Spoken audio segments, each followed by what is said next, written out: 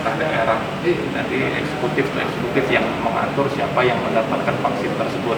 Artinya ada kuota di dalamnya. Kita berharap memang dari kuota yang diberikan untuk Sumatera Selatan ini ya diberikan sesuai dengan data yang sudah didapatkan oleh pemerintah pusat. Artinya yang siapa yang berhak menerima itulah yang harus diberikan vaksin tersebut, sehingga vaksin ini bisa dirasakan manfaatnya, karena kita yakini bahwa pemerintah pusat sudah mengkaji siapa yang berhak untuk diberikan vaksin lebih dahulu. Mudah-mudahan vaksin ini diberikan ya bisa membawa manfaat, bisa membawa keyakinan bahwa masyarakat yang sudah divaksin, sehingga dalam kegiatan itu tidak khawatir lagi.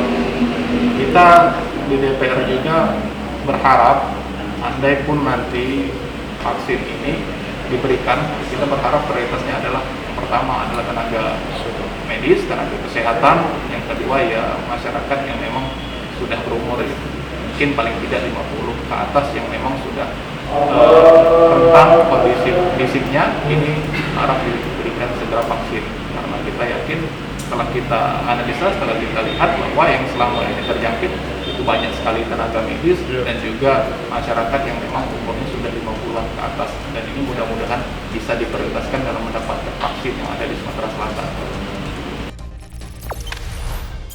Jangan lupa subscribe, share, komen, dan like ya.